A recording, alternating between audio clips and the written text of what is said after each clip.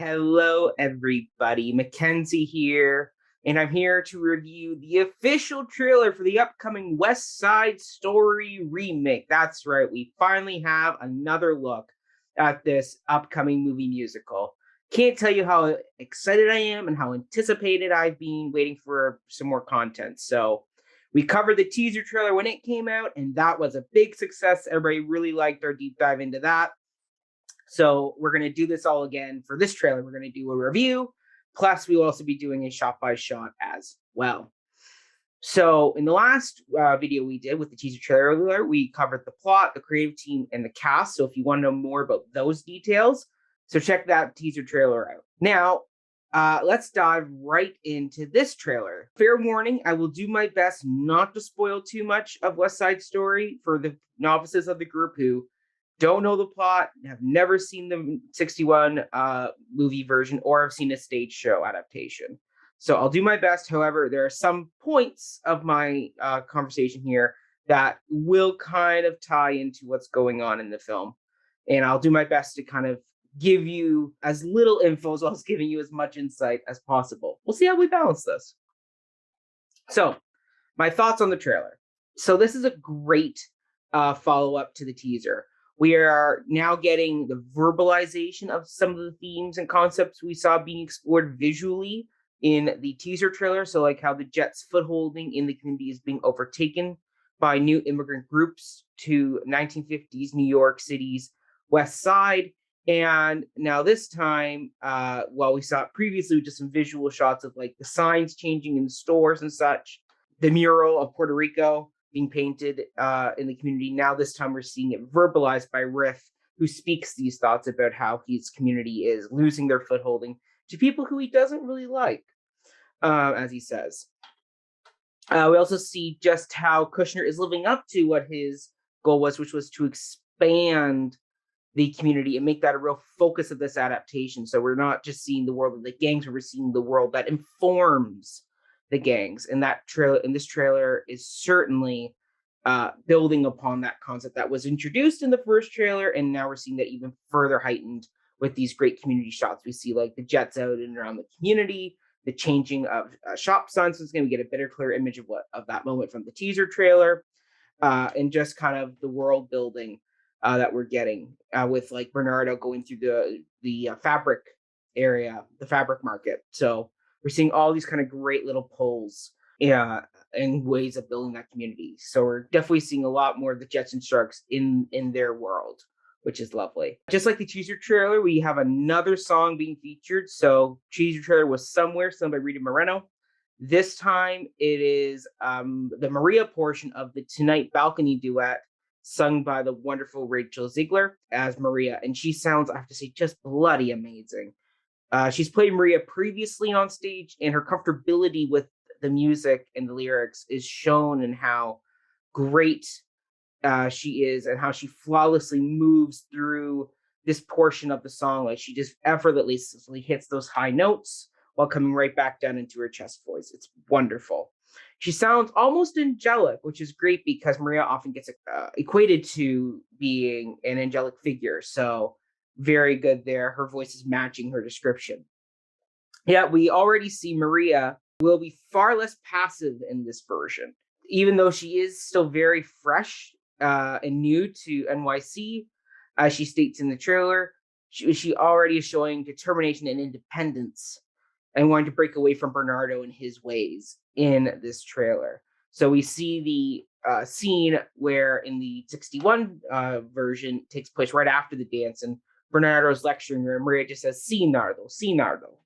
This time, we're seeing Maria giving Bernardo some really good pushback, saying, "I am independent. I am old enough. I am ready to face the world and take on the world." So, yeah, so we're seeing that, and we clearly see Maria is taking much more personality cues from Anita, played by Ariana DeBose. In fact, both Anita and Maria are shown to be playing a more vocal role in this version. We see Nia coming between Maria and Tony at the dance at the gym and giving them a bit of a quippy warning, kind of saying, "Do you want to start the World War III?" So it's nice to see that Anita is taking a much more vocal role, not just within her own group, but also within this world as well. We also see Anita coming out of a police station which takes place after the Rumble. So we see her going out and having to do some duties within the community as well. Now, a lot of people commented on this already, but clearly the marketing team is doing their best to edit around Ansel Elgort, who plays Tony. He is currently facing some very serious accusations, so the marketing team smartly has turned their focus to Maria and her side of the story, focused on her community, her brother, Anita. So we're seeing that. And it's nice to see this kind of turn of focus because in the original versions of the stage show and in the 61 film, those versions were much more focused on Tony and the Jets' perspective. I mean, if you like, even today, if you look at the ratio of songs for the two leads, Maria and Tony, Tony gets two solos, Something's Coming and Maria, as well as being part of several other group numbers, while Maria doesn't get any real solo. She gets a lot of duets and a lot of group numbers, but she doesn't have her own songs. So the fact we're getting some of these scenes shown, some of these moments that really focused on her and building her as a character. And the fact Kushner gave Bernardo and Maria a last name clearly shows that they're trying to do a much better job of balancing this out. And the trailers are certainly utilizing that footage as they try and kind of get around Ansel Elgort right now. And that's great. However, my one worry is that in order to hide or turn focus away from the Tony perspective, they're going to use up a lot of the footage, or they use snippets of the footage from the Maria and Sharks side of the story. And by the time we get to the movie, we may have gone through or have a really good idea of what each of these scenes are regarding the Sharks in their side of the story. So hopefully they save some material for the film. We don't need to see everything that happens with Maria and the Sharks and Anita and Bernardo. We can save some of that for the film, and hopefully they'll just be able to find a way to balance around Ansel Elgort right now, because clearly they are doing their best to kind of not draw focus to him, as they don't want that to take over the marketing of the film. So we'll keep an eye for sure on that. Now, this trailer also, as it turns focus away from Tony, builds up the other two gang leaders, which are Bernardo and Riff, who got featured roles in this trailer. We see a very protective Bernardo, who is clearly into boxing, as we see his boxing glove hanging on the mirror as Maria is getting dressed. We also see a pre-rumble prayer taking place in a boxing gym in the ring, which has been set up from the teaser trailer as the Sharks' home base. We also get that great line of Bernardo doing the first gringo who looks at you, Maria, and then he mimes the punch. So we're seeing that element of Bernardo, that he is very much a fit physical boxer, which explains why he's versus the George Shakir spell, which was a much more leaner dancer's toned body. We're seeing this Bernardo is a much bit more of a strongman physique. He has a bit more muscle to him. So we have that. And then we also have on the Jet side, we see a much more aggressive Riff, who is even up for challenging Tony. In the OG version, Riff just welcomes Tony to the Rumble, while here in this trailer, we see Riff questioning Tony's loyalties. He says, "Are you friend or foe? Like, are you with us or are you against us? We need." We see him continually questioning Tony throughout the trailer. And this can certainly set up that Riff isn't really happy with the fair fight that Tony will help broker for the Rumble.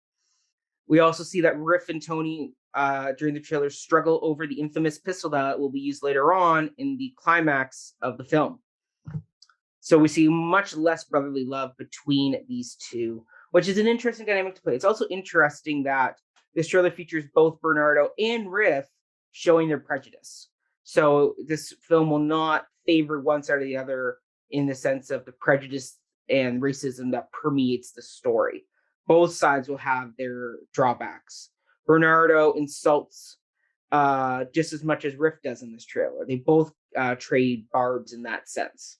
So we'll see both sides getting to play this world of, hey, both sides are in this. No one side is better than the other here. Both sides are showing hate and anger toward one another, and they're verbalizing that in not nice language. So we'll see that there. And I hope this film doesn't shy away from that for the sake of being overly politically correct. I mean, this world and the story is built upon the fact that there is racism and there is verbal language that is used that is hurtful and cruel. And I hope we get that in this trailer, or not in this trailer. We do get in this trailer. We do get to see Bernardo dropping some of that language and Riff making those inferences. But I hope we see that in the film as well, that we see a full encapsulation of what is informing this world, and the language is a big part of that, and it's part of history.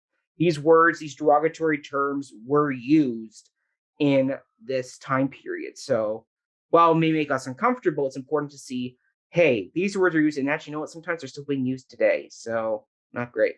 But it's really important to kind of show that part of the world too. We can't just make it all about the singing and dancing. Tony Kushner has made it very clear that he really wants to build up this 1950s setting, and so hopefully that he stays true to the language of that time, even if it can be difficult sometimes. Now, in this trailer, so in the first trailer, in the teaser, we have mainly focused on scenes of like the dance at the gym, the prologue. We got some shots of the Rumble. We got some shots of America, just some basic community shots. This time, this trailer features a lot of new snippets of scenes that we see. So we see the scene that leads into America after the night, the dance at the gym with Anita, Bernardo, and Maria in the kitchen arguing. We see Tony and Riff's meeting after the prologue sequence in the cellar of the candy store. We see Anita and Bernardo doing their sequences for the quintet that takes place prior to the Rumble. We see Maria and her gang of gals in the dress shop performing I Feel Pretty. And in this scene, we get to see where the cameo appearance of longtime Maria performer Andrea Burns. And she'll be playing, and it looks like she'll be playing like the shop owner, Madame Lucia, or they've maybe renamed her as Fosta in this version. So we see her in the shop because she catches Maria when she does the big Pratt feint.